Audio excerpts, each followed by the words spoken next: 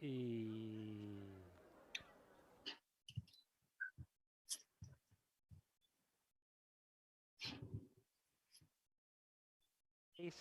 5, 4, 3, 2, 1 y... Buenas tardes a todos. ¿Se oye? ¿Se oye? Buenas tardes a todos. Sí, mucho mejor se escucha. No se oye, no.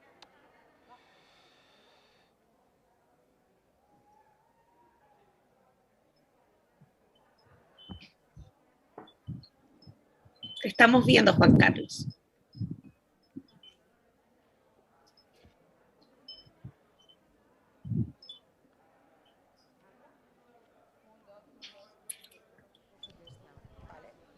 Vale. Empiezo con este, ¿no? Buenas tardes a todos y a todas. Gracias por estar participando de la segunda edición de la Universidad Popular Asturiana, Utopíes Asturianes. Gracias también a quienes nos acompañáis en streaming. Es muy de agradecer también con el día tan bueno que hemos tenido, que muchas de vosotras llevéis aquí todo el día y hayáis elegido acompañarnos en este espacio, los desafíos del partido Movimiento de la Izquierda Mundial. Entre los muchos desafíos hay uno que me parece importante y es conseguir que las personas entendamos que tenemos el deber como sociedad de acompañarnos mutuamente en cada lucha. Porque ese sentirnos arropadas es fundamental en aquellos momentos en que nos flaquean las fuerzas. Ese sentirnos arropadas nos va a ayudar a coger impulso y poder avanzar hasta llegar a la utopía de la justicia social. Necesitamos organizarnos, formándonos y también, después de esa organización y formación, entender que solo desde la lucha colectiva vamos a ser capaces de hacer frente común a esa ultraderecha oscura y rancia que se empeña en no dejarnos avanzar. Y hablando de este arroparnos y solidarizarnos con las diferentes luchas, me gustaría que mañana nos solidaricemos todas y todos y arropemos a la familia de Paz Fernández Borrego, vecina de Gijón, asesinada en febrero de 2018. Su asesino ha recurrido y el Tribunal Supremo ha admitido ese recurso para que le bajen la condena. Por tanto, mañana tenemos una cita en los juzgados de Gijón a las 7 de la tarde. Y bueno, sería muy importante que ahí estemos todas y todos sumándonos, no solo a la familia de Paz, sino también a todos los movimientos de la izquierda y al movimiento feminista que ha llevado esta lucha adelante. Bueno, sin más, paso a presentar al compañero Juan Carlos Monedero, que no necesita tampoco mucha presentación. Impresentable. Cofundador de Podemos, profesor de Ciencias Políticas y director del Instituto 25M. Luego conectaremos con compañeras y compañeros de otras latitudes, como Alba Donají, de Morena, del Movimiento de Regeneración Nacional en México, con Pablo Gentili, que ha sido asesor de diferentes líderes políticos en Latinoamérica, y también lo fue de nuestro exsecretario general y fundador de Podemos, Pablo Iglesias, y también con Karina Oliva, de Comunes de Chile. Juan Carlos, cuando quieras. Gracias, Alejandra.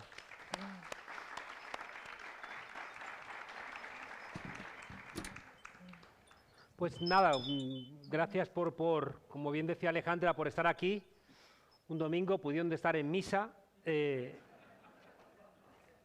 No quiero empezar sin recordar una frase de mis favoritas, después de escuchar a Gerardo y a Rafa, de Talleyrand. Talleyrand era el ministro de Asuntos Exteriores con la Revolución Francesa, con Napoleón, con el Directorio, con Robespierre, un tipo muy canalla, un noble, muy cara dura, pero muy listo, que en las peleas allí de la Revolución Francesa dijo: es costumbre monárquica el robar, pero los Borbones exageran.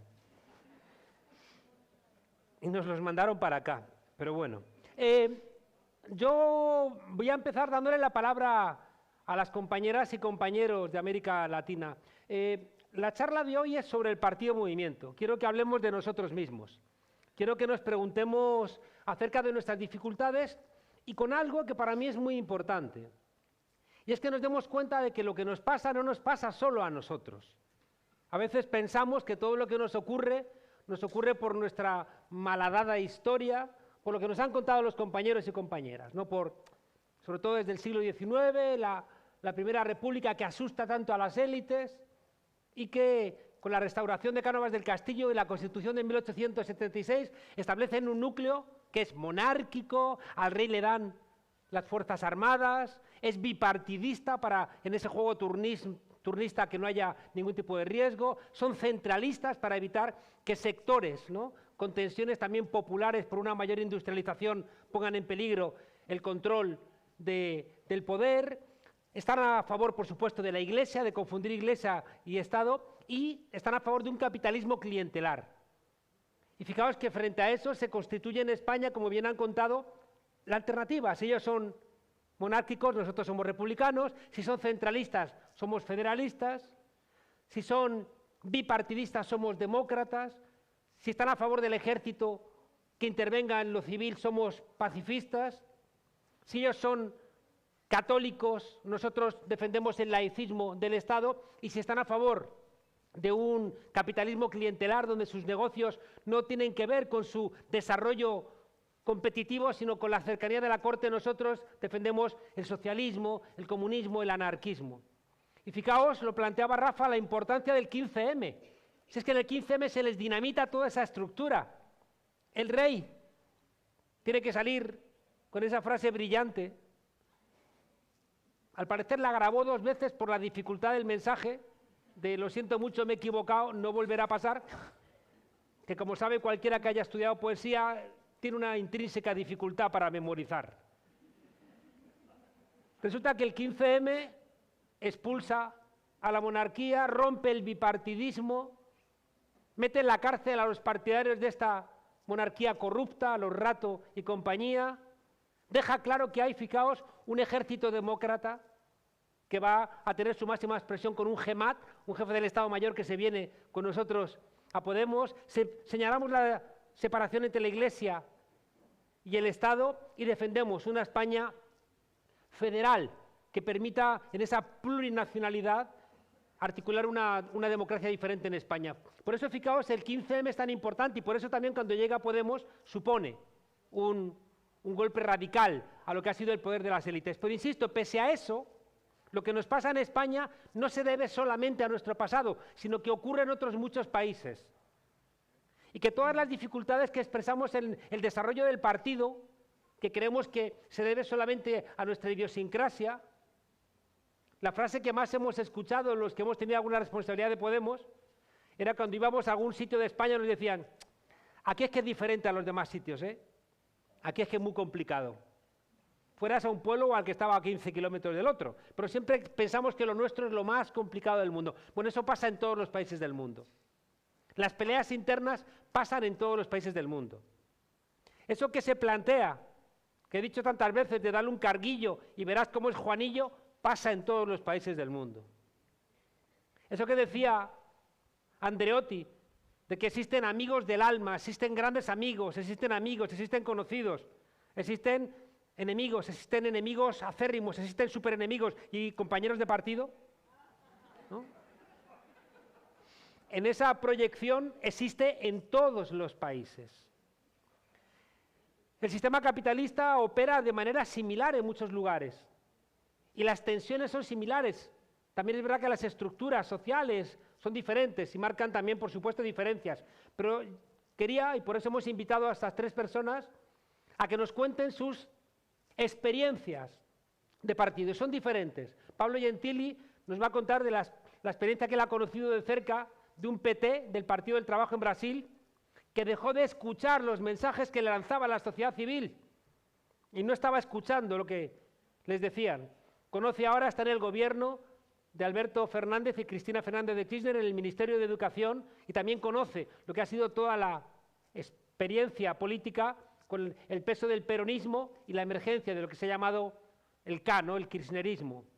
Tenemos a Karina, buena amiga, que también ha vivido algo que para mí ha sido muy relevante, es un partido pequeño, pero que ha sido capaz de mantener toda la estructura viva de la institucionalidad de izquierda en Chile, que ha visto cómo el movimiento popular de alguna manera desbordaba a los partidos políticos, pero que han sido capaces de mantener, ya digo, pese a no ser el más grande ni el que tiene las caras más famosas, ha sido el más coherente desde mi punto de vista a la hora de tener una visión a medio y largo plazo que le ha permitido casi ganar la gobernación de Santiago de Chile. Y tenemos también con nosotros a una gran amiga, a Donají Alba, que es la responsable de la Comisión de Garantías, que diríamos nosotros, del partido que tiene como la misión de ser el referente de la reconstrucción de un partido movimiento en América Latina, que es Morena, el partido que sostiene Andrés Manuel López Obrador.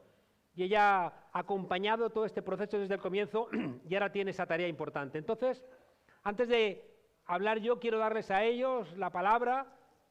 Va a ser una charla breve, lleváis muchas horas aquí, así que vamos a ser todos realmente breves para que tengamos herramientas para estos 2 años que quedan hasta las próximas elecciones, que reforcemos el partido, porque esto es el corazón de lo que quiero compartir con vosotras y con vosotros.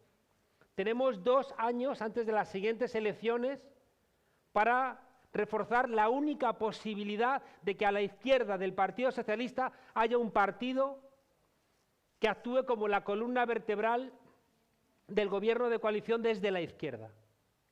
Y somos nosotros, no hay otra posibilidad. Tenemos una enorme candidata, que es Yolanda, que aunque ella todavía está esperando tomar su decisión, nosotros ya la hemos elegido, como ha dicho Yone Belarra, o sea, el pueblo de izquierdas de este país ya la ha elegido. Vienen los fondos europeos, donde vamos a tener que pelearnos, a ver hacia dónde van. Tenemos que solventar los asuntos territoriales, ver qué ocurre, ¿no?, con los presos y con la gente que se fue fuera de España, de los independentistas catalanes. Tenemos el desafío de la extrema derecha, que ha captado y capturado a la derecha, y tenemos la obligación, ya digo, de ser nosotros esa columna vertebral, porque si no lo somos nosotros, no lo va a ser nadie.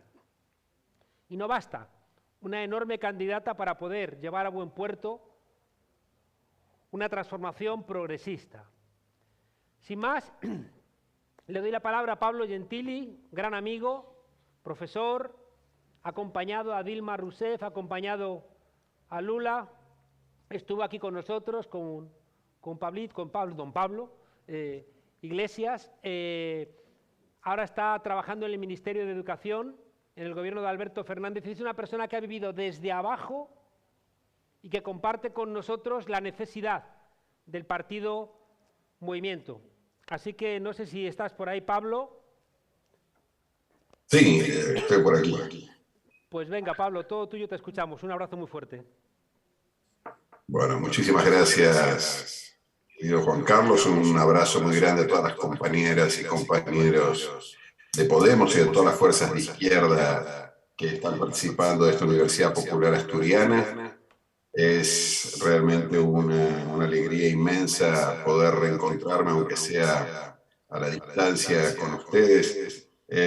Asumí hace un poco más de un año un cargo en el área internacional de nuestro gobierno y suponía que iba a tener la oportunidad de, a partir de eso, viajar y encontrarme muchas veces con ustedes y también con compañeras y compañeros tan interesantes y que lideran procesos políticos tan importantes como Karina Oliva en Chile, esa inmensa dirigente de ese gran partido y de ese frente, los comunes, el Frente Amplio, el gran trabajo que han realizado y la perspectiva que tienen inmensa también ahora frente a las elecciones presidenciales en noviembre, con Donají Alba también, y ese extraordinario proceso que está viviendo México de la mano de Morena, ese gran partido movimiento, y de su presidente Andrés Manuel López Obrador, y claro, con ustedes, con quien tuve la posibilidad de aprender tantas cosas mientras me desempeñaba como jefe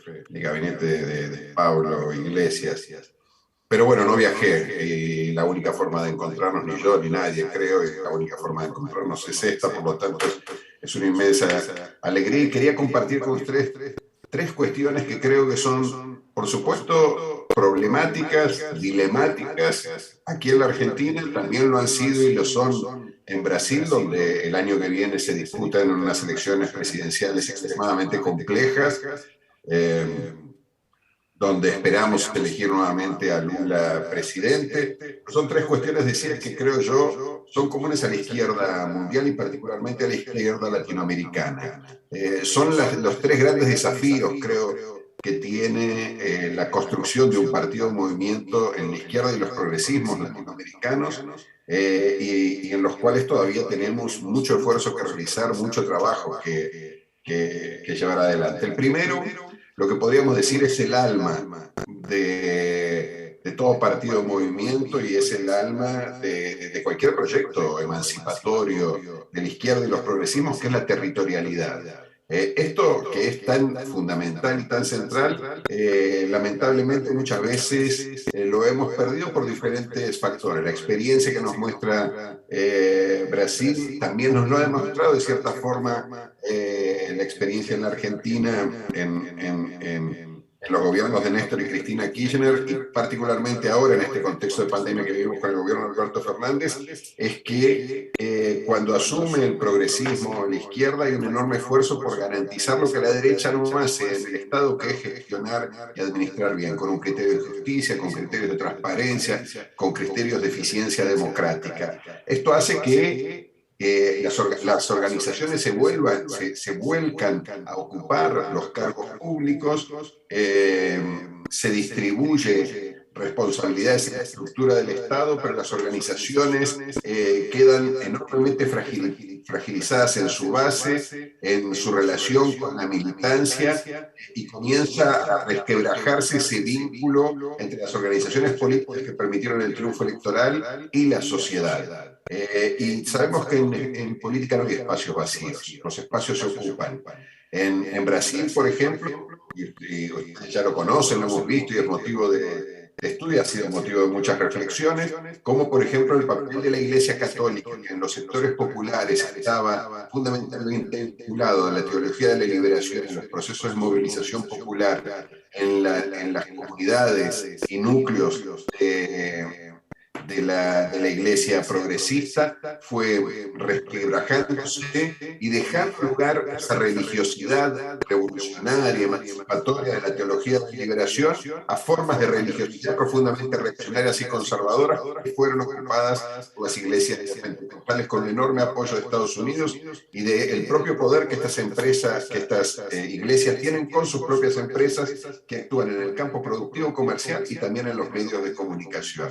El triunfo de Bolsonaro tuvo muchísimo que ver con el lugar que ocuparon las iglesias evangélicas neopentecostales en los sectores populares. También con una derecha y una ultraderecha que, a diferencia del pasado, no busca refugio en los cuarteles, no busca, aunque a veces sí, pero no necesariamente, no busca refugio en sus mansiones, en los recintos cerrados por donde transitan los ricos y los dueños de los privilegios que niegan los derechos a las grandes mayorías, sino que ha comenzado a tornarse una derecha más preocupada por lo popular. Camina a las calles, visita nuestras chabolas, nuestras favelas, nuestras villas miserias, nuestros barrios populares, está presente con líderes que pertenecen a estos sectores, y parece también estar preocupada por los problemas. No solo del mantenimiento o las cuestiones que tienen que ver no solo con el mantenimiento de sus privilegios y beneficios y de la gestión de sus empresas, sino con los problemas populares. No debemos olvidar que el programa o programa, el conjunto de galimatías que formaba parte de las expresiones de deseo que manifestaba Bolsonaro cuando se presentó a las elecciones presidenciales, o inclusive Mauricio Macri en la Argentina cuando gana la presidencia hace 6 años atrás, eran programas que interpelaban de forma claramente a los pobres con un discurso de derecha que tradicionalmente ni en Brasil ni en la Argentina la derecha había tenido. El programa principal de Macri en la Argentina copiaba un programa del PT, el programa del PT se llamaba Hambre Cero, el programa de Macri se llamaba Pobreza Cero. Macri salió del gobierno con más de la mitad de los niños, las niñas y los jóvenes argentinos por debajo de la línea de la pobreza, pero su programa de gobierno claramente iba en esa dirección. Por lo tanto, la derecha va ocupando el territorio y lo hace de diferentes formas. Primero, con una política de articulación con organizaciones de la sociedad civil. Como decía también, las iglesias, los núcleos comunitarios vinculados al evangelismo, pero no solo esto, sino a organizaciones que empiezan a trabajar de forma directa y vinculada a los sectores en situación de vulnerabilidad. Lo hace a través de los medios de comunicación y lo hace también a través de 2 mecanismos que siguen siendo persistentes en nuestra región y que hacen de nuestra la región más violenta del mundo, que es la represión, las formas de violación sistemática de los derechos humanos por parte de las fuerzas de seguridad pública y también de las bandas delictivas que se asocian a las propias fuerzas de seguridad pública o actúan en la disputa por el poder económico en los barrios sectores populares. También lo hace a través de una estructura jurídica que funciona de forma muy coherente, no solo para producir los procesos de lawfare que ya fueron ampliamente denunciados y que generaron nada menos que el golpe en Brasil, pero también la destitución y la persecución política de muchos de nuestros líderes, sino también a través de una estructura jurídica que claramente facilita estos procesos de dominación, que algunos no sé por qué misterio lo llaman blandos, y no tienen absolutamente nada de blandos porque son profundamente duros y naturalmente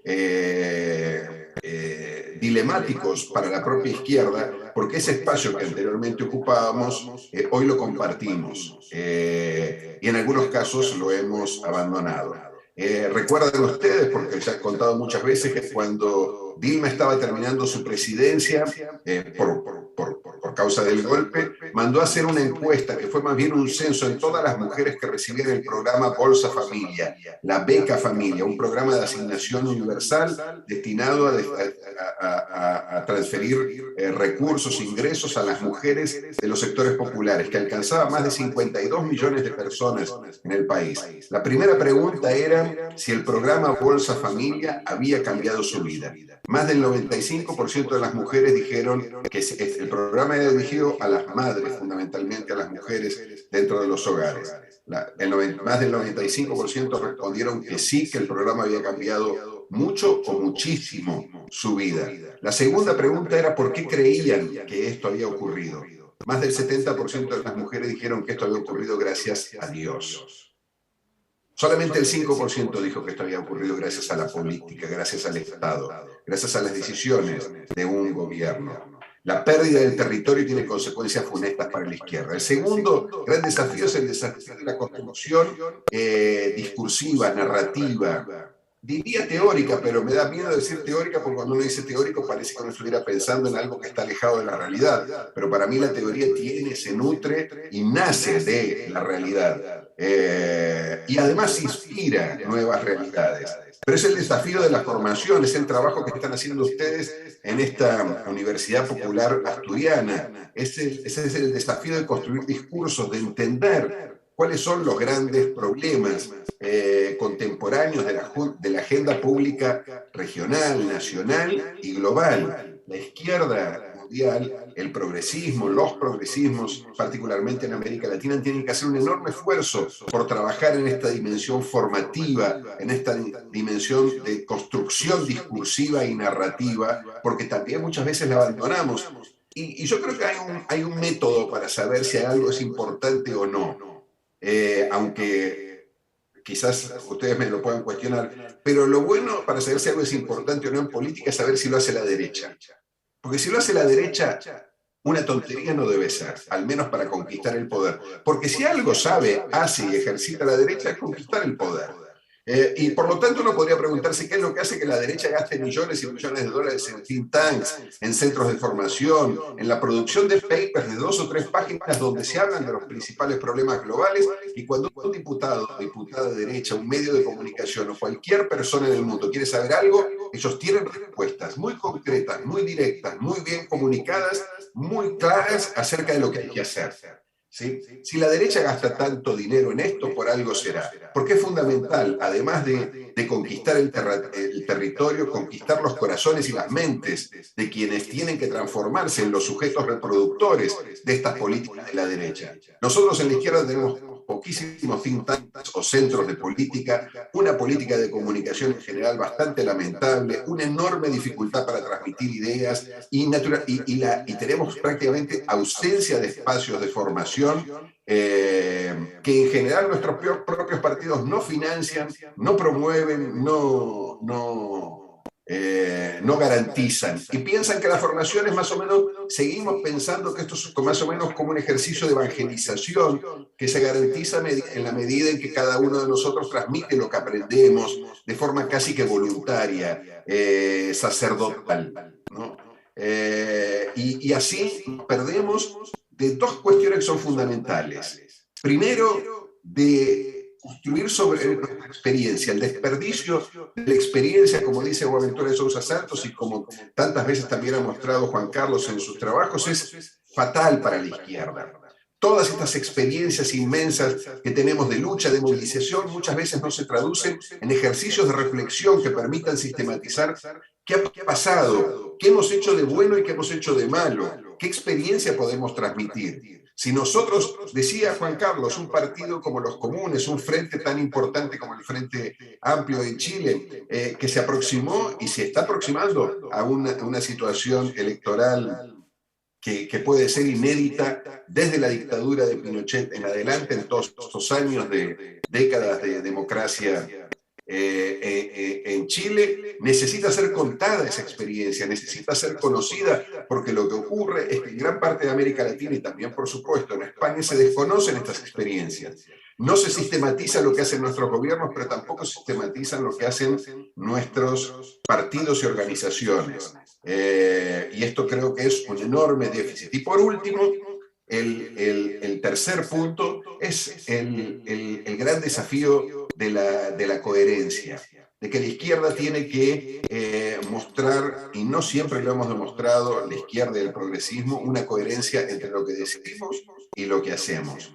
Nos pasamos propagando la unidad, por ejemplo, pero cada vez que hay un ejercicio electoral en muchos de nuestros países, las izquierdas van divididas, van fragmentadas, van polarizadas.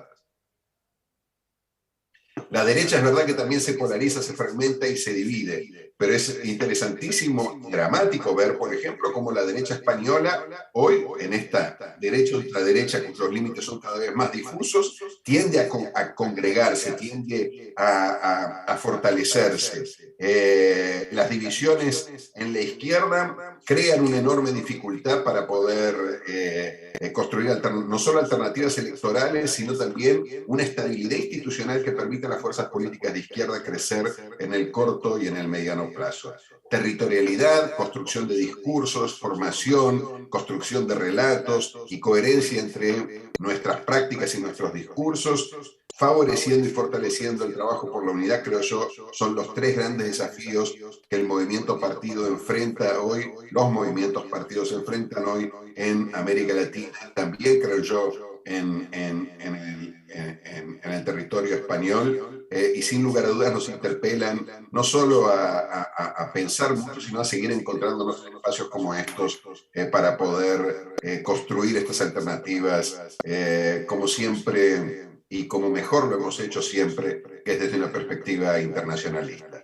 Un abrazo, muchísimas gracias Juan Carlos, y por supuesto espero que pronto volvamos a encontrarnos.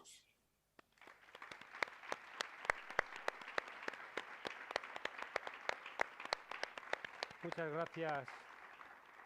Gracias, Pablo. Bueno, pues si os parece bien, vamos a escuchar a la compañera Karina Oliva, que como bien decía también Pablo Gentili, ha sido como, bueno, pues una gran esperanza también allí en un Chile que aguantaba, ¿no? La inercia de la Constitución pinochetista y una gente que le suben una fracción mínima el precio del metro, 30 pesos, que es nada, 0, poco de euro, pero los muchachos y muchachas decían, no son 30 pesos, son 30 años, ¿no? Como un acumulado. Y ya digo, creo que la tarea de Karina y su formación política creo que ha sido esencial en articular el Frente Amplio y también en la posibilidad de que la Constituyente y que ahora las siguientes elecciones, ¿no?, también lleguen a buen puerto. Así que, Karina, o tenemos a Donají primero. ¿A Donají? Ah, pues entramos entonces con Donají. ¿Qué decir de Donají? Buena amiga, como os decía, después de robarles las elecciones en México varias veces a Andrés Manuel López Obrador, aguantó con el pueblo en la calle, con un aparato, fijaos, que determinó a través del zapatismo una animadversión brutal al Estado, que yo creo que fue un gran error. John Holloway escribió un libro que influyó muchísimo, que se llamaba Cambiar el mundo sin tomar el poder, que implicaba que las transformaciones políticas se tenían que hacer al margen del Estado, que fue una discusión que tuvimos en Podemos cuando nacimos y entendimos que necesitábamos el aparato del Estado, porque como planteaba Pablo Gentili, ¿por qué la derecha siempre quiere el aparato del Estado? Aparte de los muchos poderes que tienen, algo había ahí, y efectivamente nunca nos han odiado tanto como desde que entramos en el gobierno de España.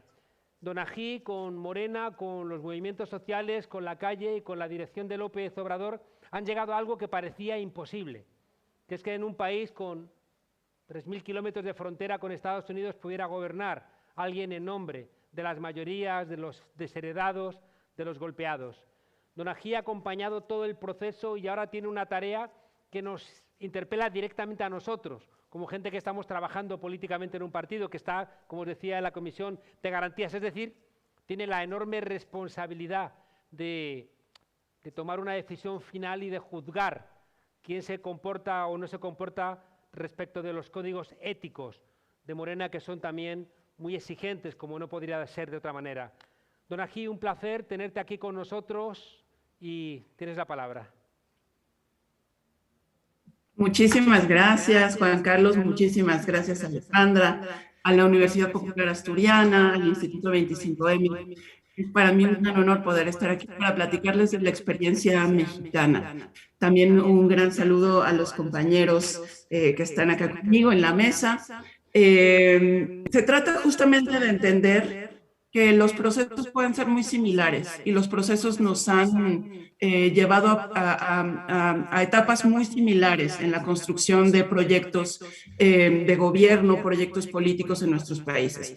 Morena nació después de un gran hartazgo de la sociedad civil con respecto a las organizaciones políticas. Como bien dijiste, en nuestro país habíamos vivido muchísimos años de gobiernos corruptos, teníamos un hartazgo acerca del quehacer de la política y de los políticos, porque se pensaba que siempre ocurría lo mismo. En 2012, después de varias elecciones en donde hubo fraude electoral, se nos propuso generar otro partido político. Ya no había ningún partido que nos representara.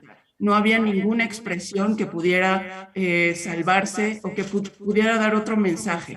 Muchos compañeros de Morena habían pertenecido a otros partidos políticos, pero ya no representaban. Entonces, en 2012 nos convocaron a generar un nuevo partido a través de la Organización Popular. Yo quiero decirte que ese momento fue muy significativo para muchos mexicanos, por ejemplo, para mí, porque no habíamos tenido experiencia en política, pero entendimos que teníamos que apropiarnos también de estas herramientas de los partidos políticos para generar una nueva manera de hacer política. Entonces, nos llamaron a hacer asambleas distritales en 300 distritos del país, asambleas que cada uno tendrían como aproximadamente entre 1,000 y 2,000 participantes, para decidir una cosa fundamental. La primera votación de Morena en estas 300 asambleas fue decidir Sí, continuábamos como movimiento social, porque todos los que estábamos ahí presentes habíamos formado parte de algún movimiento social. Había sindicalistas, feministas, maestros, trabajadores de todo tipo, obreros, y entre todos íbamos a tomar la primera decisión de Morena, que era si continuábamos, si buscábamos el registro como partido o seguíamos como un movimiento social. Necesitábamos el registro, necesitábamos convertirnos en un partido político, pero también necesitábamos no olvidar de dónde veníamos y no olvidar qué es lo que estábamos haciendo. Entonces los compañeros en los 300 distritos, y estoy hablando de todo el territorio nacional, es decir, había un mismo sentimiento de norte a sur. En esas 300 asambleas se decidió que íbamos a buscar el registro porque necesitábamos participar en la elección presidencial en 2018, pero también seríamos un movimiento social, es decir, un movimiento que se construiría en las calles a partir de la demanda de los ciudadanos, y de esa manera trabajaríamos. Entonces votamos, no tomamos una decisión única, sino decidimos ser un partido que no dejara de ser movimiento social. Y así puedo decir que se construyó Morena. Logramos el registro después en 2014, somos un partido muy joven, y se logró a través de la organización de militantes en las calles. Se formaron brigadas para buscar los requisitos que nos pedía el Instituto Electoral para tener el registro como partido, pero también ese recorrido nacional que se empezó a generar en ese momento dio pie a que se acumularan todas las, en un documento, que son los documentos básicos de Morena, el estatuto y la declaración de principios, todas las necesidades de Morena, del país, perdón. También Andrés Manuel empezó ese recorrido y plasmó ese proyecto, el primer proyecto de Morena, en el proyecto alternativo de Nación. Es decir, Morena en su origen, antes de poder, de haber participado en cualquier elección, tenía el conocimiento de las necesidades del pueblo mexicano, porque lo visitamos, porque hablamos con ellos, porque entendimos las coincidencias y también las cosas que teníamos que cambiar para lograr este partido movimiento que estamos buscando. Al final, el objetivo de nosotros como partido político el objetivo es evidentemente cambiar la situación nacional, pero también algo que todavía no logramos y que Andrés Manuel ha repetido ahora como presidente y todo el tiempo que estuvo como dirigente partidario. El objetivo es lograr que la política sea asunto de todos, que la política sea la herramienta de la gente para transformar sus realidades. Es decir, que no se vea que el hacer política es una cosa de políticos, sino de los ciudadanos que toman el poder y logran cambiar las situaciones que no les gustan. Se han hecho algunas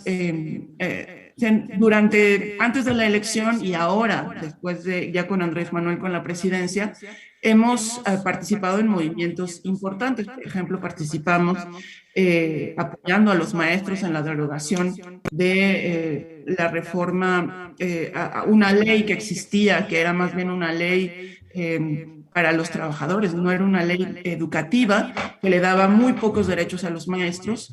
Participamos también en consultas populares, fomentamos las consultas populares para que la gente decida cuál es el futuro en temas fundamentales. Por ejemplo, en la consulta para la revocación de mandato, el año que viene tendremos esa consulta. Acabamos de vivir una consulta para preguntar si los ciudadanos quieren o no que se juzgue a los expresidentes, ¿no?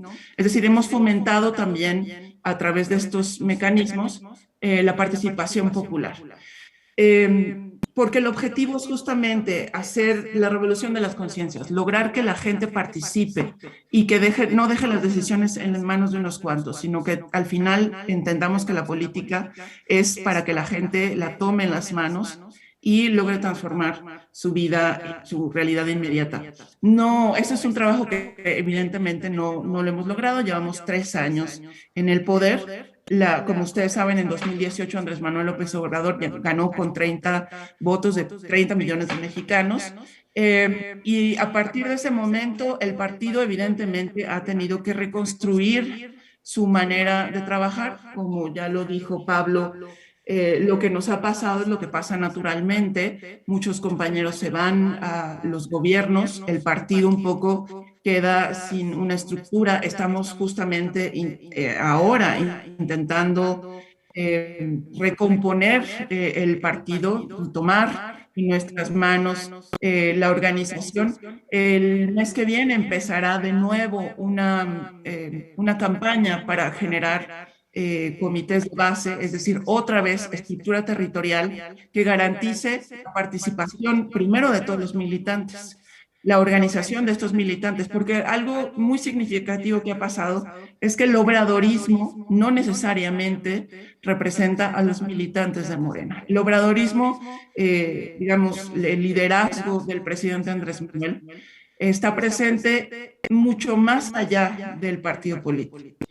Ahora nuestro reto es organizar a ese obradorismo para que también se convierta en morenismo, en simpatizantes organizados que en un futuro logre el relevo, ¿no? Es decir, que logremos que dentro de 3 años, cuando Andrés Manuel López Obrador tenga que dejar el gobierno, esta masa organizada, estos militantes organizados, este obradorismo que existe en todo el país, pueda garantizar el relevo de este gobierno.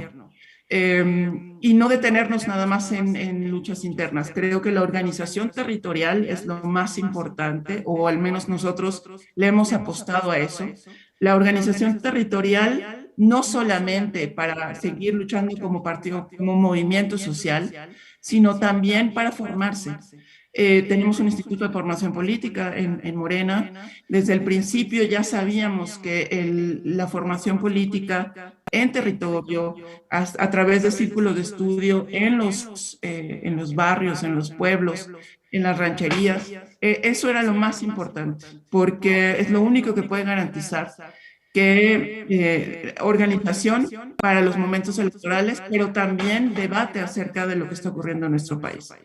Y bueno, yo creo que digamos, la continuidad nosotros intentamos garantizarla a través de la organización territorial. Es cierto también que la narrativa se está construyendo. Creo que la narrativa se ha construido a través del liderazgo de Andrés Manuel y de la presidencia de la República. El partido ha participado, creo que tiene que participar mucho más en generar esta narrativa. Los militantes tenemos que ser mucho más participativos justo en este momento, porque lo que venga será la garantía del último, que es transformar la vida de los mexicanos. En este momento estamos justo a la mitad del gobierno de Andrés Manuel. Dentro de 3 años tendremos el siguiente gran reto, que será dar continuidad. Y tanto la organización como la narrativa son los 2 elementos que pueden garantizar o no que esto se logre. El partido político en la generación de esta narrativa tiene un papel fundamental a través de, digamos, no solamente a través de los medios que tenemos el periódico Regeneración, que es nuestro medio principal de información. Con él hacemos las brigadas para informar a la población acerca de lo que está pasando, pero tienen que generarse muchos otras herramientas de información y de organización. Porque también lo que es cierto, lo que compartimos, no solamente son nuestras historias, nuestras maneras de organizarnos, nuestros errores, también compartimos a una oposición que es igual en todo el mundo. Curiosamente, y eso no puedo dejar de mencionarlo, curiosamente, la oposición española, esta oposición fascista, ya por fin están saliendo del closet y se están organizando públicamente en México. Hace apenas una semana, hace unos días, perdón, el 2 de septiembre, curiosamente hubo una reunión entre el presidente de Vox en México con senadores del PAN y del PRI. Al principio se decía que solo eran del PAN, pero también hubo priistas, es decir, la extrema derecha y la extrema derecha mexicana, el PAN y el PRI, organizados con la extrema derecha española.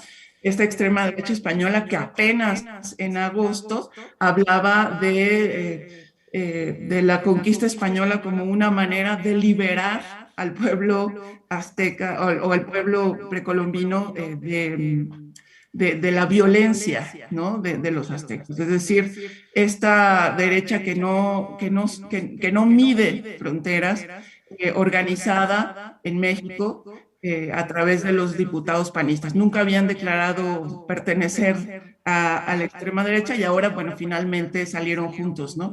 Es decir, compartimos también eso, una oposición que se comunica, que está presente en todo el mundo y que tienen las mismas estrategias y sobreviven a pesar de todo lo que nos ha pasado. Entonces, es muy interesante poder platicar de esto. Evidentemente, los retos son muchos. Nosotros, como les digo, estamos a mitad del mandato y quizás sea justo el momento en que tengamos que echar mano de todas las experiencias para poder cumplir con el fin último, que es cambiar la vida de los mexicanos y continuar. Yo creo que el gobierno de Andrés Manuel desde el primer día ha logrado hacer cambios impresionantes, pero nos falta mucho más. En 6 años no vamos a lograr todo lo que necesitamos. Se sentarán las bases. Yo creo que las bases ya están dadas, pero necesitamos mucho más tiempo. Y para eso tenemos que repensarnos, fortalecer a nuestro partido, fortalecer la manera en cómo comunicamos los logros del gobierno y aprender de lo que ha pasado en otros países, como en España, como en Chile, como en Argentina, como en Brasil. Entender que estos procesos son similares y que al final compartimos un objetivo muy, muy importante, ¿no? El bienestar de nuestros pueblos. Muchísimas gracias, Donají.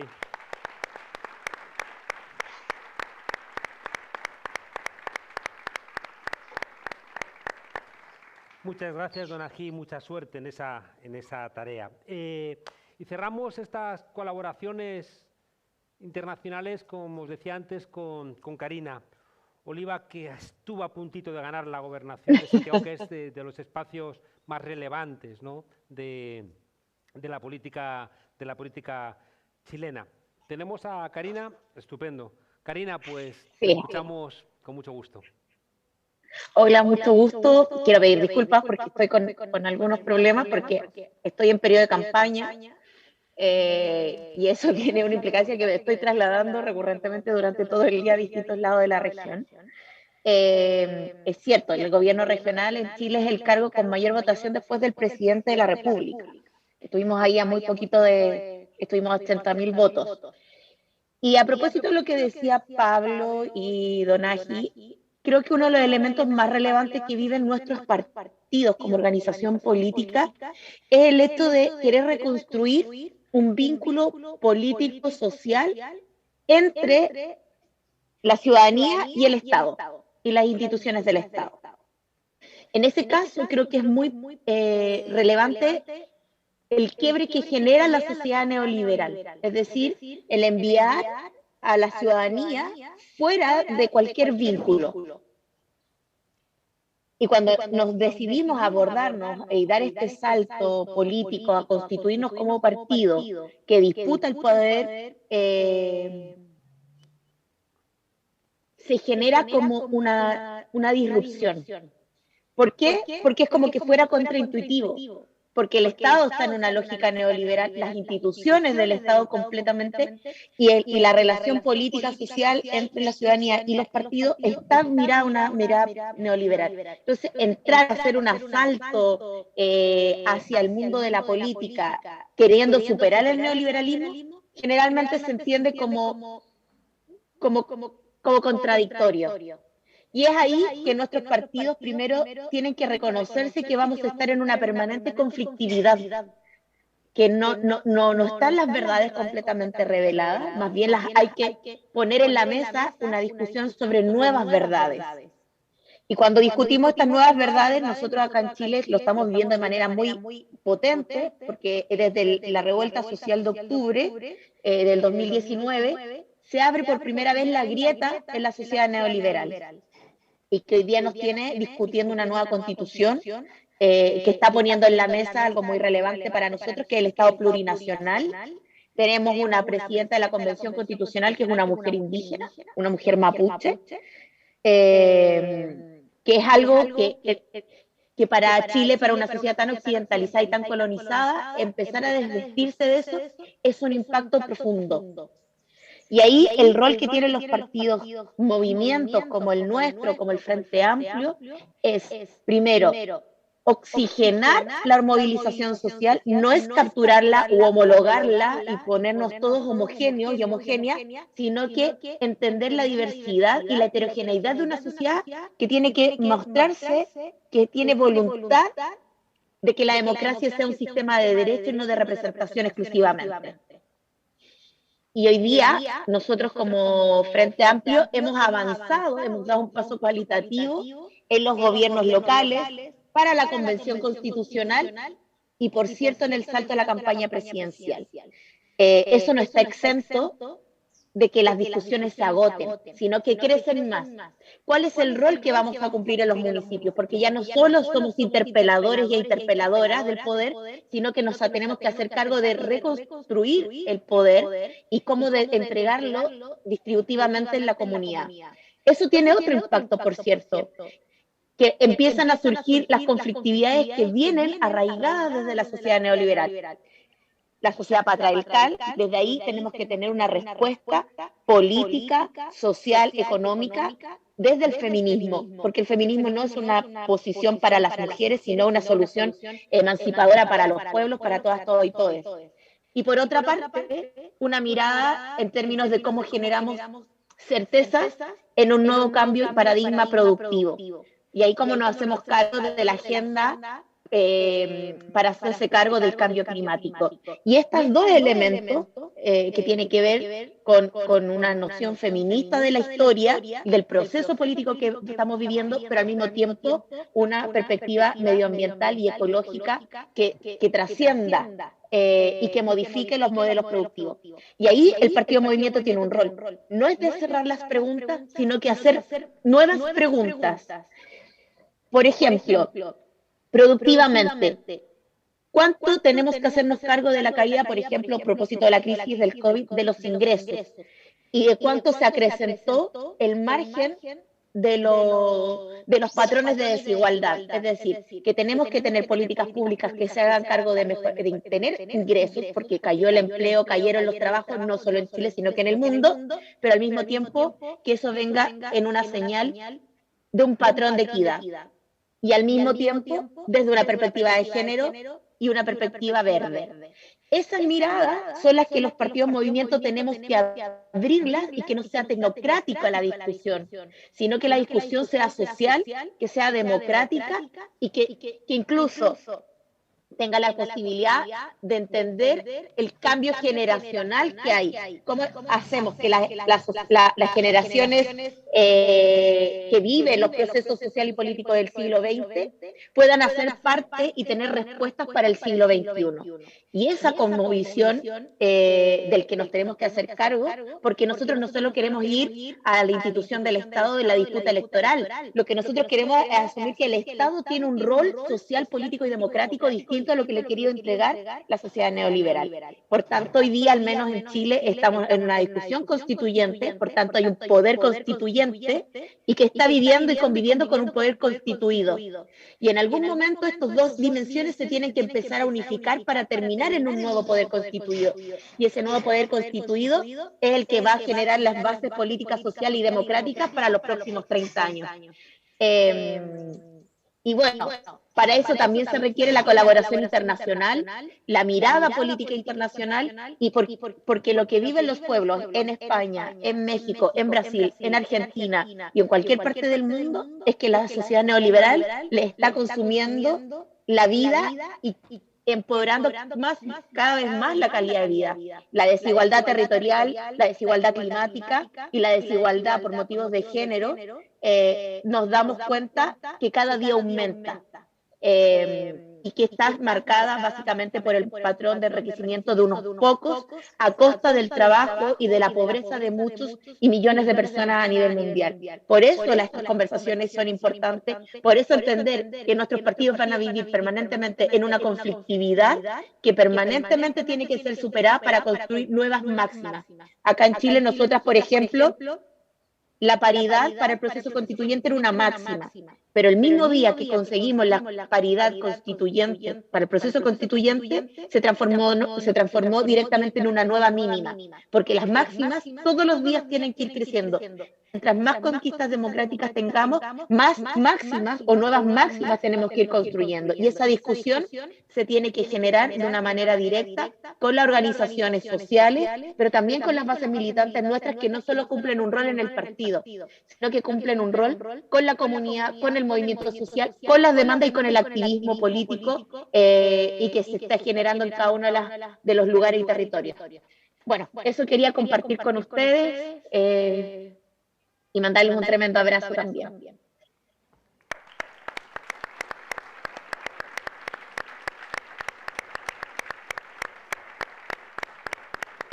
Pues muchísimas gracias, Karina, gracias, Don Ají, gracias, Pablo, por vuestra colaboración. Estáis en domingo, estáis con 1000 tareas también por vuestros países. Os liberamos para que podáis acudir con vuestras cosas, que sé que tenéis mucho que hacer. Muchísimas gracias a los tres por acompañarnos aquí en Asturias. Hasta pronto.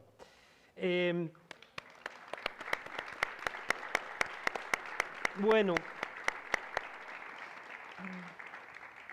yo no voy a robaros mucho tiempo, porque lleváis todo el día y estaréis locos por tomaros una sidra, me consta. Así que como no soy capaz de mejorar, decía Ortega que si no puedes mejorar el silencio, cállate. Y si no puedo mejorar una sidra, pues cállate también. Pero dejadme que comparta 4 o 5 píldoras, apenas simplemente eso. Píldoras que quizá nos puedan ayudar en la tarea que tenemos por delante y que tienen que ver con lo que nos han planteado los compañeros y compañeras de otros países. Fijaos que nosotros venimos de un momento destituyente que era fácil. El momento del 15M, un momento de confrontación de todo lo que se estaba haciendo mal, era sencillo. El momento constituyente es más complicadito. Es decir, es mucho más fácil hacer la protesta que después articular la propuesta. Porque en la articulación de la propuesta, muchos que estaban de acuerdo con nosotros en la protesta, pues ya no están de acuerdo con nosotros. De hecho, a lo mejor no estaban de acuerdo ni siquiera con ellos mismos, pero estaban allí en las calles y en las plazas también protestando, ¿no? Y por tanto, los momentos realmente complicados son los momentos de construcción de la alternativa. Creo que tenemos... Mirad, he puesto aquí una frase que me ha partido el alma de un autor que se llama Zygmunt Bauman.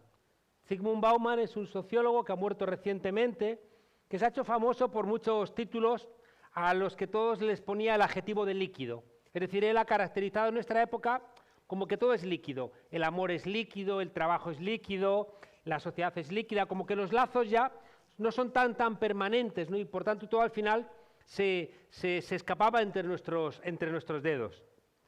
Y en su último libro, publicado póstumamente, libro de conversaciones, que se ha publicado con el título Vivir en tiempos turbulentos, este hombre de 80 y muchos años dice: cuando me muera, que será pronto, porque soy un hombre mayor, moriré insatisfecho e infeliz.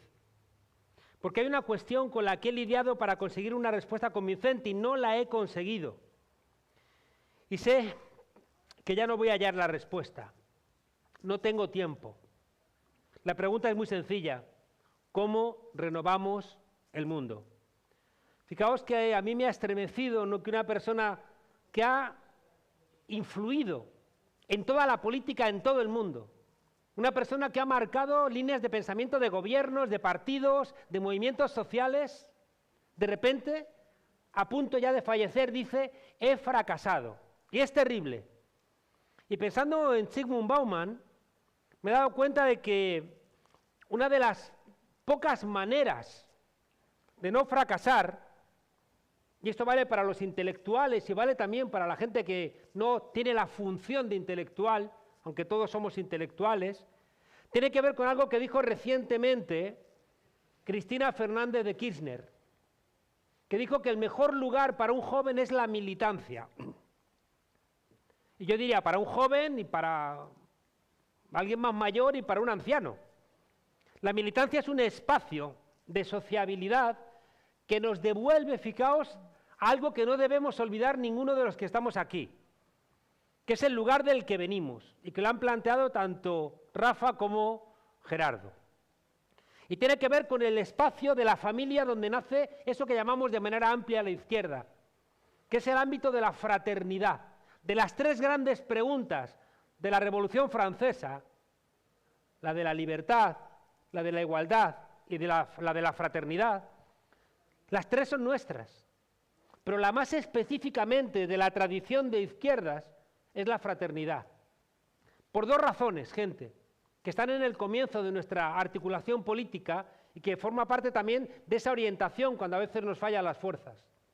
La fraternidad nos reclama dos cosas: tener empatía y tener coraje para que esa empatía se traduzca en hechos concretos. Porque hay gente que tiene empatía, pero no mueve un dedo.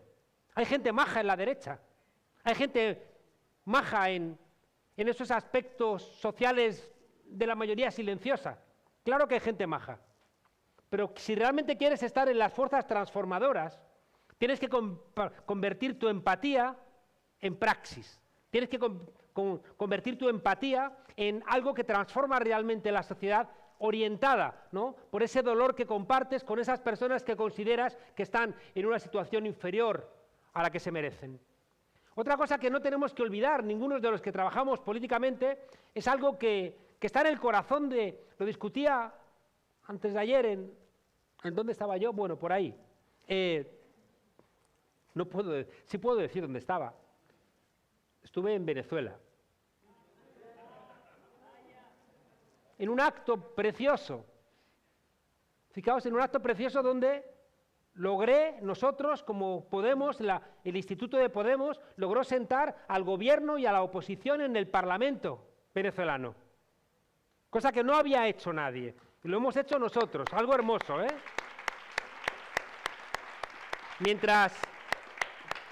Mientras estos energúmenos de Abascal van a México a intentar generar un jaleo porque están allí reunidos el gobierno venezolano y la oposición. Una oposición que han firmado un memorándum de entendimiento donde dicen por vez primera, la gente está de Guaidó, dice por vez primera que reconocen al gobierno legítimo de Maduro. Que uno dice, joder, la que habéis montado majetes para ahora al final terminar reconociendo al gobierno. Después de haber logrado que les roben sus riquezas, que le embarguen el país, que les quiten los ingleses el oro, que no tengan dinero para medicinas, 1 año y medio sin entrar recursos en el país, y ahora os dais cuenta de la barbaridad que habéis hecho, como ocurre casi siempre que la derecha se olvida de su compromiso democrático. Por cierto, le preguntaban a un taxista en Caracas, oiga, y después de Guaidó, ¿qué cree que vendrá? ¿Qué cree que traerá la oposición? Dijo el taxista, pues después de Guaidó vendrá Guay 3. Que me pareció uno de los mejores resúmenes de la tarea de la derecha en ese país. Bueno, decía que, mirad, píldoras. Necesitamos una teoría para nuestra praxis militante, que es algo que nos hemos olvidado. Nos hemos convertido en fuerzas muy audiovisuales, pero necesitamos un pozo teórico para saber por qué nos comportamos como nos comportamos. Y os decía que tenemos una gran orientación porque venimos de la fraternidad, y eso a veces funciona como una grandísima intuición. Os decía que la libertad y la igualdad forman parte, por supuesto, de nuestro corazón. En el manifiesto comunista, Marx y Engels dicen, fijaos lo que dicen, el socialismo es una sociedad donde la condición individual será la condición de la libertad colectiva. la libertad individual como condición de la libertad colectiva, no al revés, como se interpretó en los países del Este.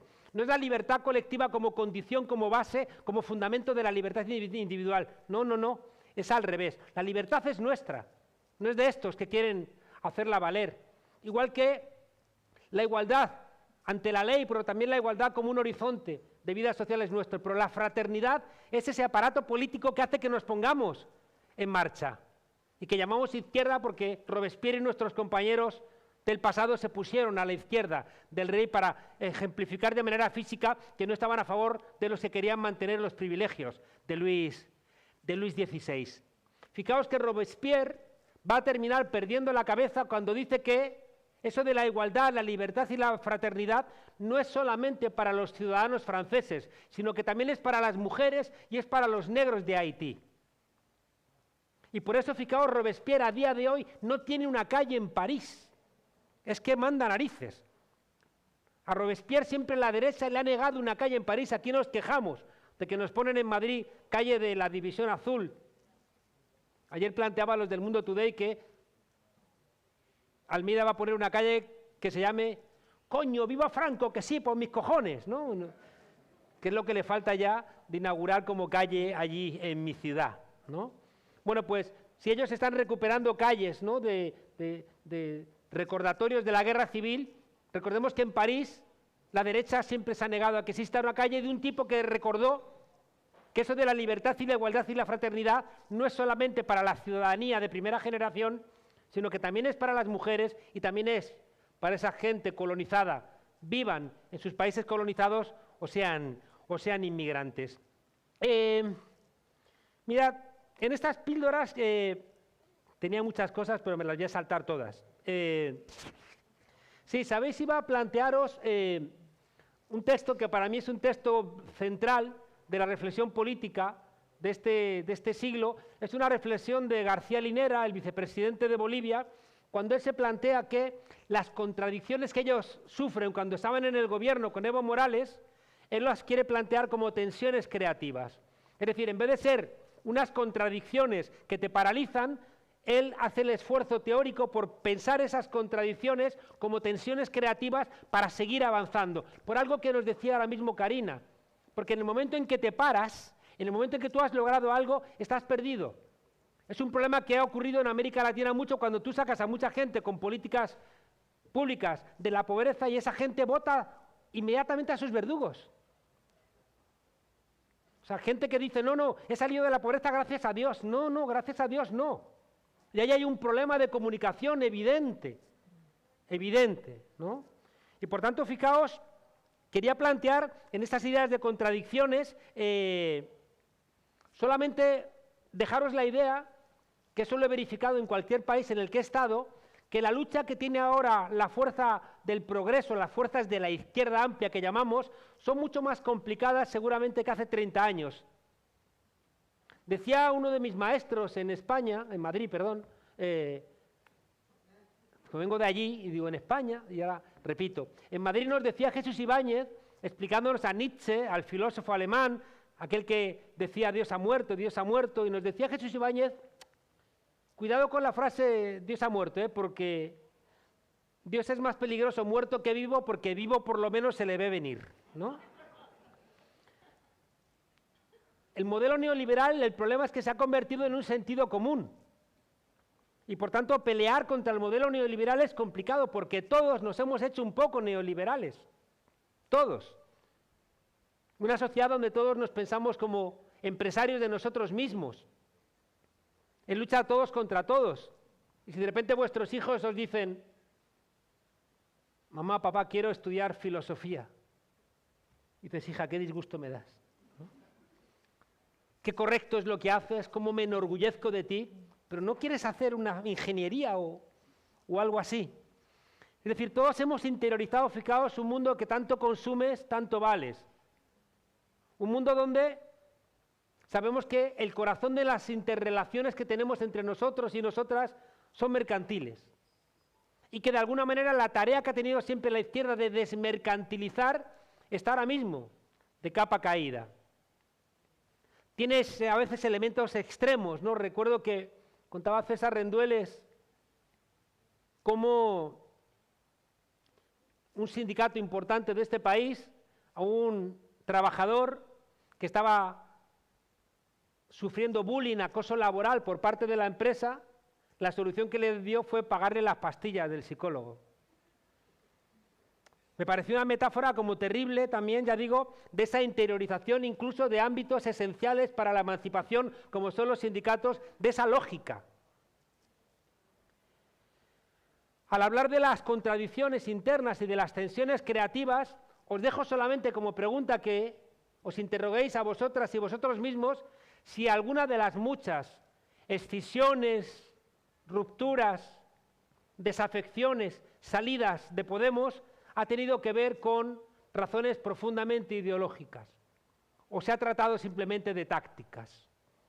Si realmente esta fragmentación del ámbito a la izquierda del Partido Socialista, que llegó a tener 6 millones de votos cuando Pedro Sánchez ha gobernado con 5.300.000 votos, llegamos a tener 6 millones de votos. Preguntaros si el hecho de que ahora tengamos la mitad se debe realmente a discusiones ideológicas u a otro tipo de razones. Porque si no responde a discusiones ideológicas, es factible volverlo a recuperar. Y es una de las tareas principales que tenemos por delante. He hablado con Yolanda varias veces, una recientemente, fui a verla a Galicia con mi Vespa, como una señal de amor, ¿no? Y allí le planteaba algo que creo que pensamos todos y todas, que es lo importante que es que Yolanda sea la candidata. Pero al mismo tiempo le recordaba que estoy igualmente convencido de que creo que ella tiene que ser nuestra candidata. Estoy convencido de que sin Podemos, como estructura, como columna vertebral de las fuerzas políticas a la izquierda del Partido Socialista, creo que corremos el riesgo de que se nos disuelva este espacio. Llevo mucho tiempo hablando de que para mí Podemos ser la nave nodriza, acompañada de otras fuerzas políticas, que teníamos que acudir electoralmente en algo que tendría que tener forma de frente amplio. Hemos articulado esta unión electoral también con Izquierda Unida, en Unidas Podemos, pero no basta. Hay que ir más allá. Hay que ir más allá.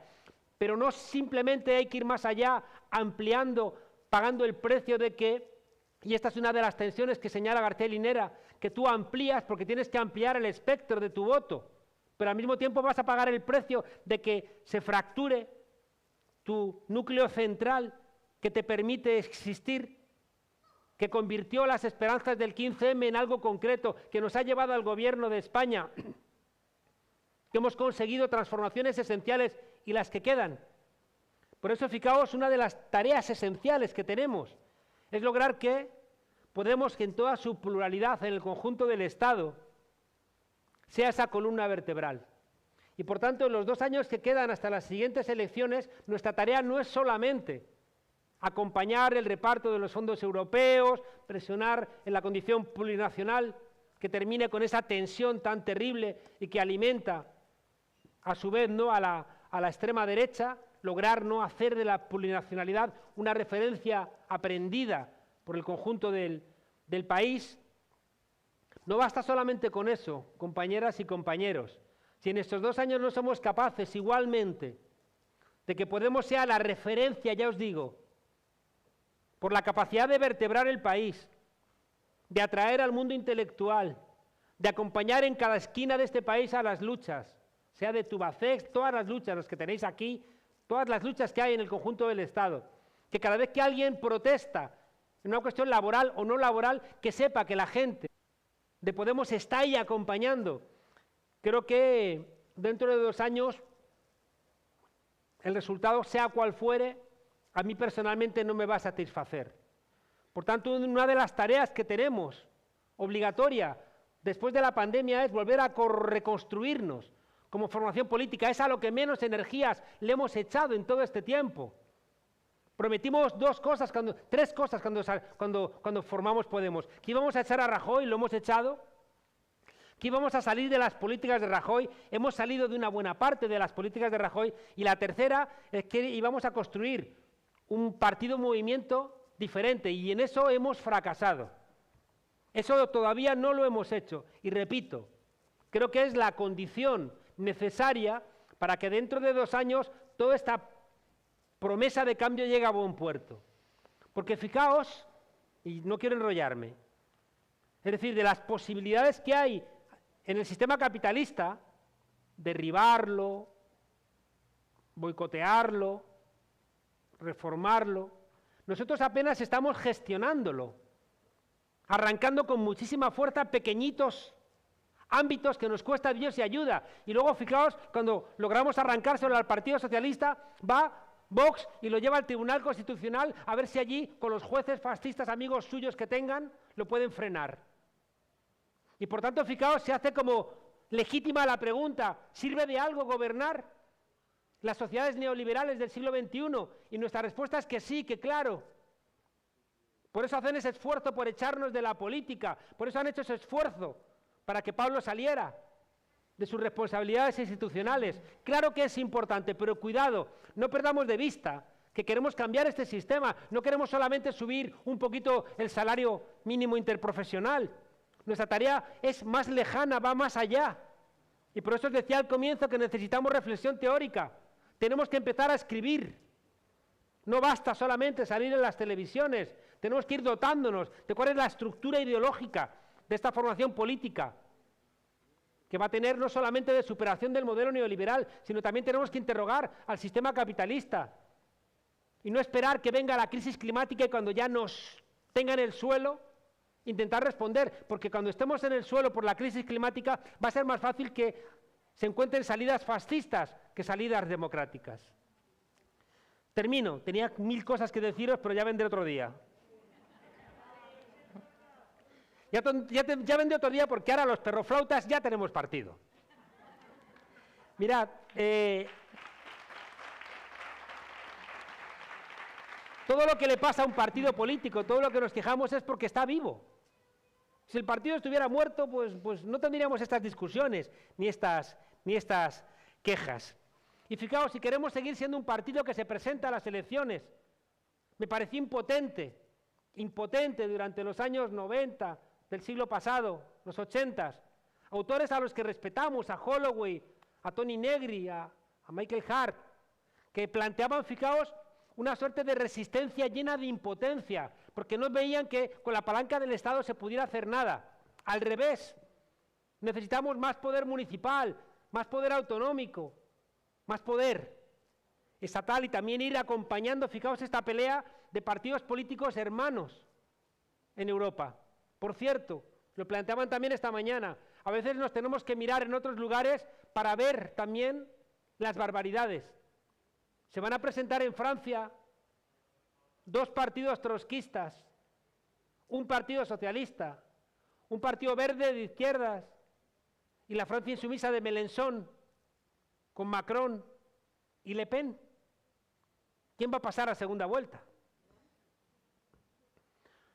Lo digo mirando a Francia porque a veces aquí nos cuesta, porque seguramente allí tienen razones solidísimas para odiarse los 2 partidos trotskistas. Se habrán hecho unas putadas inenarrables, seguro. Y tendrá razones profundísimas Mélenchon con el Partido Socialista, sin duda. Y los verdes ni te digo. Pero se van a presentar 5 fuerzas políticas de izquierdas frente a la extrema derecha y a Macron. Ahí hay que reflexionar profundamente, porque si no, al final, con el 20% de los votos nos gobiernan las derechas. Y eso es un profundo problema. Os decía, ya digo, para terminar, que para mí el problema no es ni la monarquía, ni Florentino Pérez, ni los jueces, ni la debilidad ideológica del PSOE, sino aquella parte del pueblo español o del Estado para el cual ni la monarquía es un problema, ni Florentino es un problema, ni los jueces son un problema, ni la debilidad ideológica del PSOE es un problema. Por tanto, fijaos, tenemos un problema de relato y de conciencia. Y volvemos a lo de antes.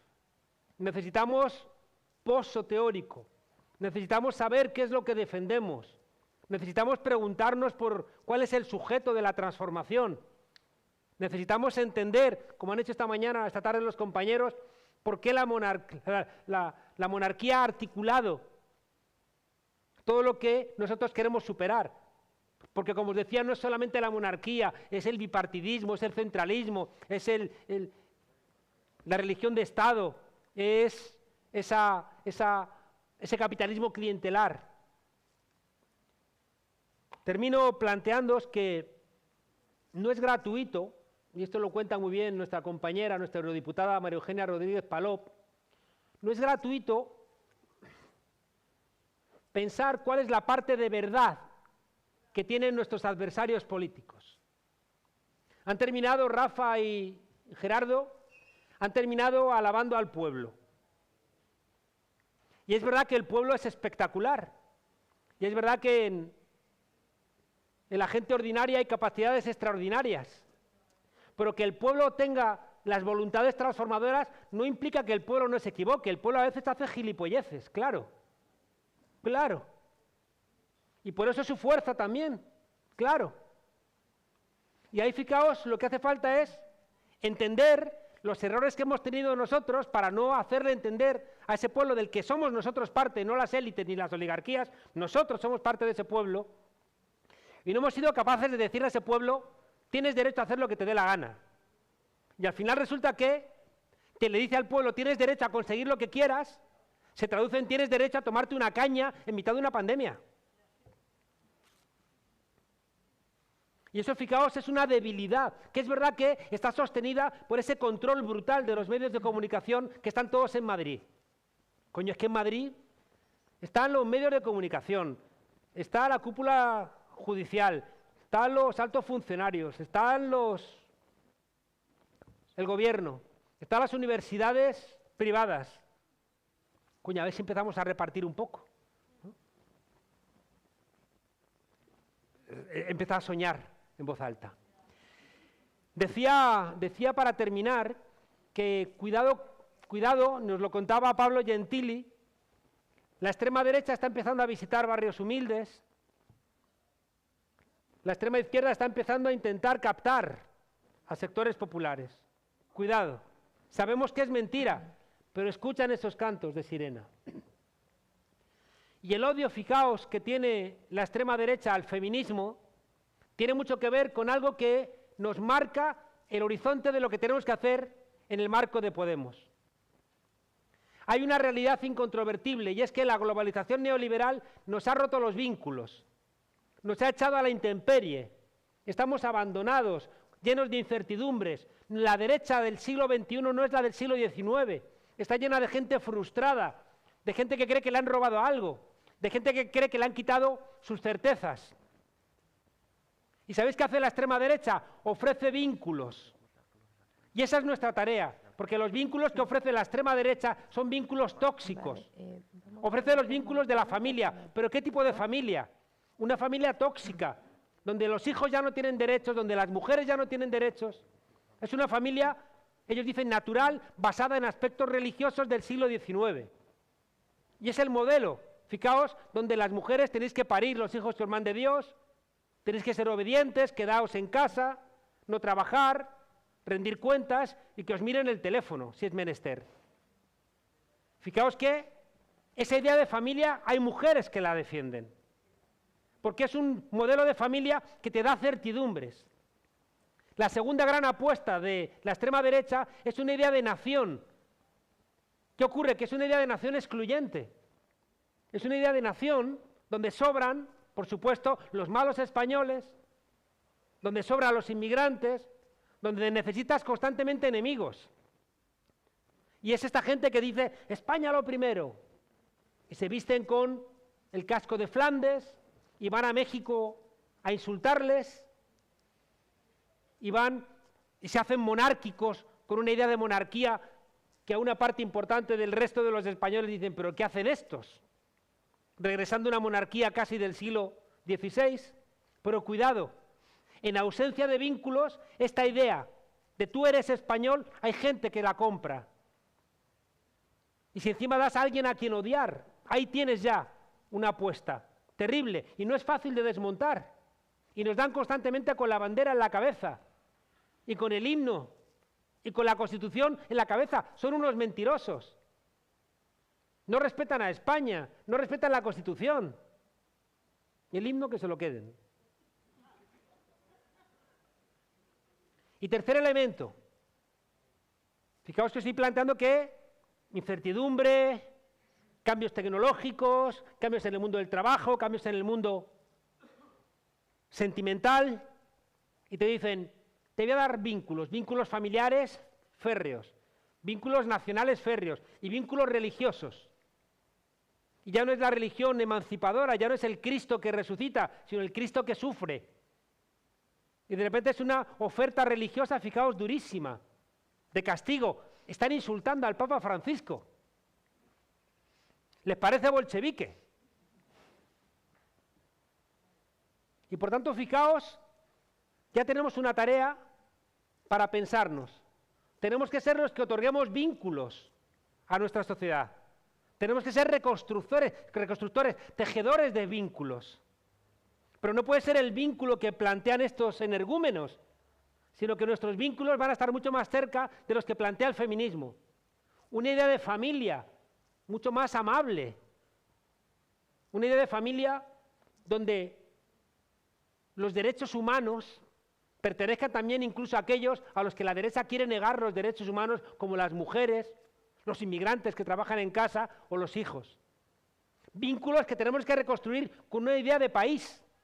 Recordad, en los comienzos de Podemos decíamos, la patria es la que te cuida. La patria son los cuidados. La derecha dice que no te tienen que cuidar el Estado social. Te tiene que cuidar la Iglesia con la caridad, o te tiene que cuidar tu familia. O sea, que es que hay una coherencia. Y por supuesto, fijaos, con un mandato de que todo lo que debilite a la religión va por el mal camino, sea la homosexualidad, sea la anticoncepción, sea el aborto, porque necesitan dotar de un cierto orden natural a las cosas.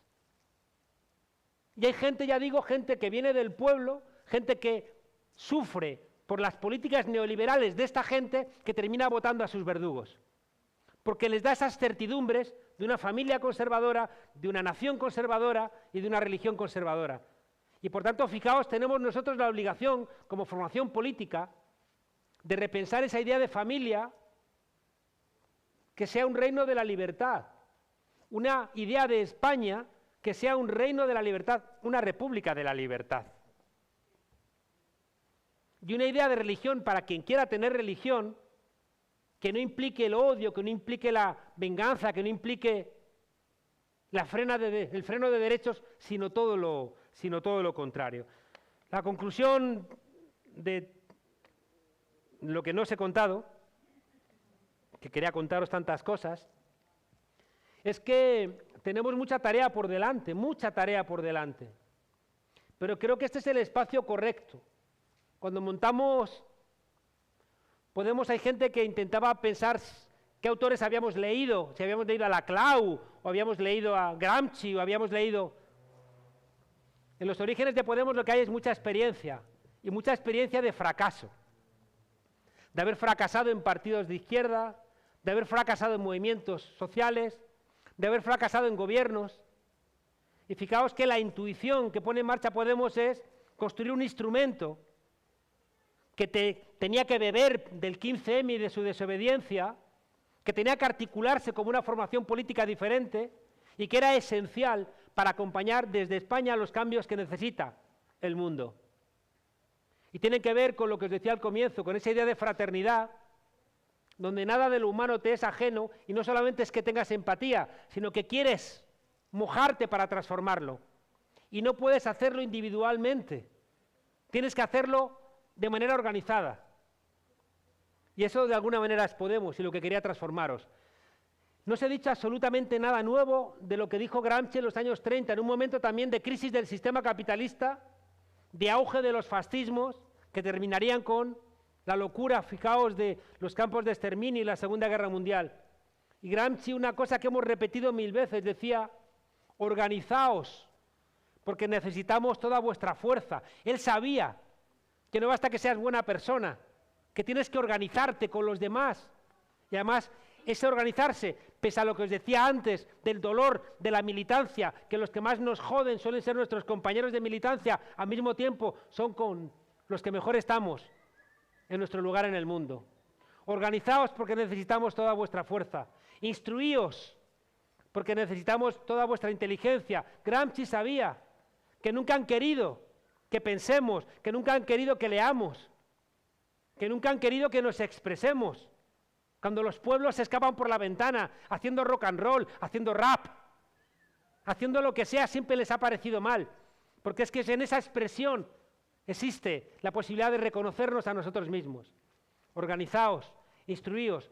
Y la tercera, que el otro día regañaba a mis compañeros y me regañaba a mí mismo. Decía Gramsci, alegraos, porque necesitamos todo vuestro entusiasmo. A veces nos hemos vuelto un poco cenizos. Nos hemos vuelto un poco como la vieja Izquierda Unida, regañones, enfadados, siempre echando la bronca. Hemos perdido la ironía, el humor, la sorna, que le molesta tanto al poder. Si volviéramos a recordar que la risa molesta al poder, porque la risa es horizontal y no reconoce jerarquías. Recuperemos la risa, que formaba parte también de esa fuerza que teníamos al comienzo. Y al final, fijaos, organizándonos, instruyéndonos y divirtiéndonos, será cierto eso que siempre digo y con lo que termino, que es esa frase de Brecht, que decía que así tendremos conciencia, y solamente los pueblos con conciencia son los pueblos que tienen esperanza. Adelante, que sí se puede. Vamos a abrir un turno de palabras.